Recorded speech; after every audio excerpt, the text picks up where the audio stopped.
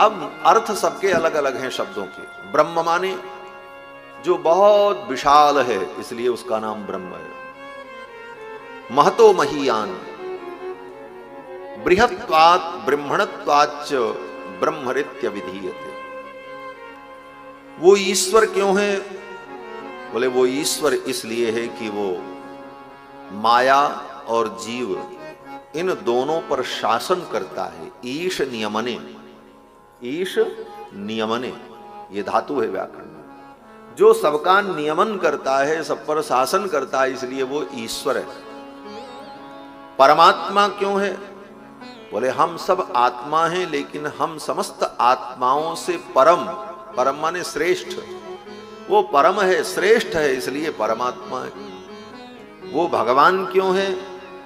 बोले उसके अंदर ज्ञान, शक्ति, बल, ऐश्वर्य, वीर्य, तेज, ये 6 गुण परिपूर्ण मात्रा में अशेष रूप से विद्यमान है, इसलिए वो भगवान है। ब्रह्मेति परमात्मेति भगवान इति शब्दते। आगे सूत जी कहते हैं, मुनियों ऐसे भगवान में हमारी नैष्ठ की भक्ति हो जाए तो उस भक्ति का परिणाम क्या होगा? बोले भगवत तत्व विज्ञान होगा। भगवत तत्व विज्ञान का मतलब भगवत तत्व का ठीक ठीक ज्ञान हमें हो जाएगा। और भगवत तत्व विज्ञान होने पर भगवत तत्व विज्ञानम मुक्त संगस्य जायते।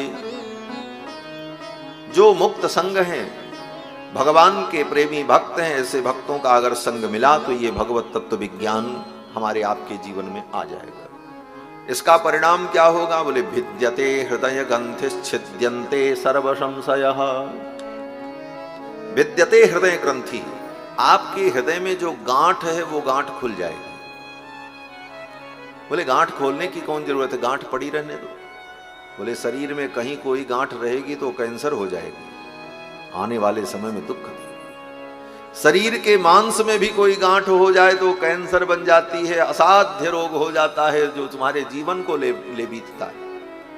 उसी प्रकार मन में, चित्त में, बुद्धि में अज्ञान की ग्रंथि अगर पड़ी रही तो ये कितने जन्मों तक दुख देगा, इसका कोई ठिकाना नहीं। इसलिए भिद्यते हृदय ग्रंथि, हृदय की ग्रंथियों का भेदन हो जाए।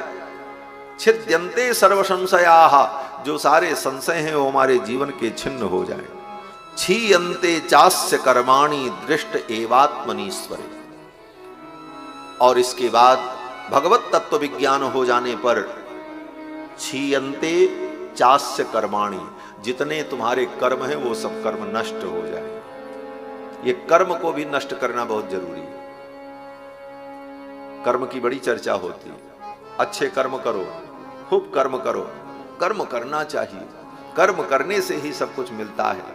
हम बड़े कर्मनिष्ठ हैं और व्यक्ति को कर्म में विश्वास रखना चाहिए। ये सब बातें खूब हम आप लोग सुनते हैं और कहते हैं, ठीक है, इनका महत्व भी है, लेकिन इनका कितना महत्व है ये जानने की जरूरत। इनका इतना ही महत्व है कि संसार के व्यवहार में ये आवश्यक है, लेकिन विविध कर्मों से उत्पन्न होने वाला जो पाप पुण्य है,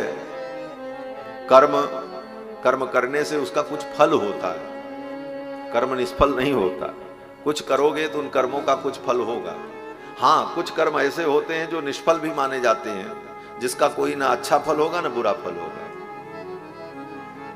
वो व्यर्थ कर्म हो जाते हैं। उसमें भी थोड़ा फल मिलेगा, लेकिन वो फल दूसरे प्रकार का होता है। जैसे कोई आदमी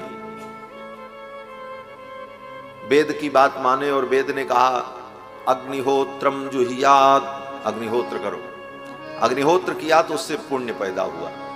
कर्म का फल क्या हुआ? बोले पुण्य। किसी ने कहा मां हिंस्यात् सर्वभूतानि, वेद ने कहा मां हिंस्यात् सर्वभूतानि, किसी जीव की हिंसा मत करो, लेकिन उसने किसी जीव को मार डाला, तो अब इस कर्म का फल क्या हुआ? बोले पाप हो गया।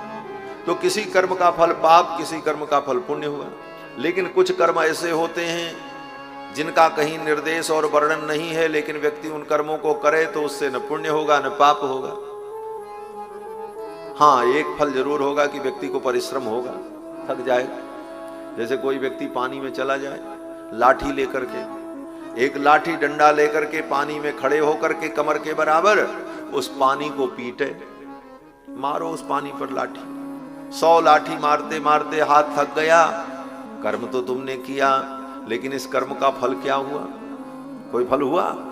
न पानी अलग हुआ, न धारा खंडित हुई, न इससे कोई पुण्य उत्पन्न हुआ, न इससे कोई पाप उत्पन्न हुआ।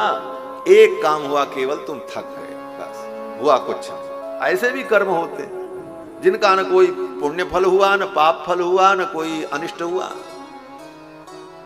चैत्यादि वंदन, जैसे बौद्ध होते, बुद्ध धर्म के लोग, तो बौद्ध लोग क्या करते हैं, बोले बुद्ध के जो मंदिर हैं, स्तूप हैं, उन स्तूपों के पास जाकर बाहर मैदान में एक चटाई बिछाकर खड़े हो जाते हैं और खड़े होकर के 100 बार सपाट मारते, सपाट ही कहो,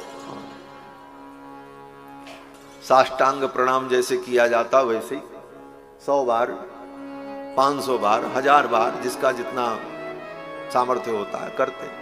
बीच में थक जाते हैं तो अपना चाय वो काफी ओफी पीते रहते हैं, फिर करते रहते हैं, जाकर के देखो बोध गया इत्यादि में।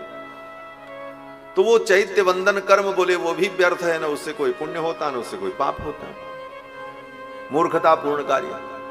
चैत्य वंदन केवल श्रम होता है। तो जो कर्म है, जिन कर्मों का फल होता है पाप और पुण्य, उन कर्मों के कारण बंधन होता है। पाप और पुण्य ये दोनों कर्म बंधन के कारण है।